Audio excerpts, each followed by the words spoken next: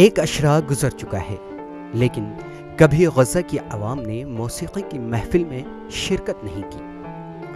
Japan की कोशिशें रंग लाईं और वो दिन भी आया कि गज़ा की सरजमीन पर जापानी मौसीक़ी की महफिल मुनक़िद की गई और इस मौसीक़ी ने गज़ा के फ़िलिस्तीनियों पर समा बांध दिया।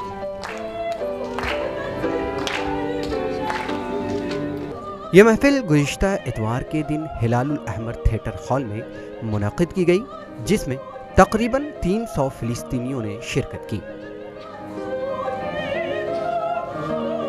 इस मौके पर जापानी फनकारों के अलावा फ़िलिस्तीनी फनकारों ने अपने फ़न के जादू से शायकीन से खूब दादो तहसीन हासिल की।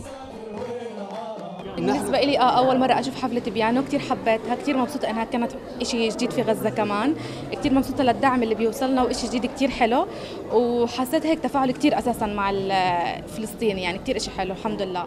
जापान की हुकूमत ने सन 1998 में एक पियानो बतौर तोहफा दिया था ताकि इसके जरिए फिलिस्तीन और इसराइल के दरमियान मुज़ाकरात के माहौल को फ़रोग़ मिल सके।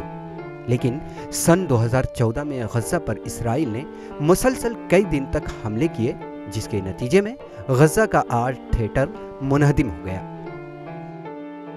We found this piano, according to the record in Ministry of Foreign Affairs in Japan, we found this piano was donated in 1998 by the government of Japan.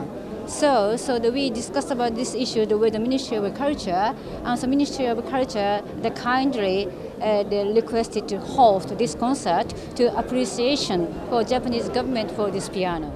जापानी हुकाम के मुताबिक मौसीक़ी की इस महफिल से न सिर्फ फ़िलिस्तीनियों को महजूज होने का मौका मिलेगा, बल्कि इससे फ़िलिस्तीन इसराइल के दरमियान मुज़ाकरात के माहौल को फ़रोग़ मिलेगा।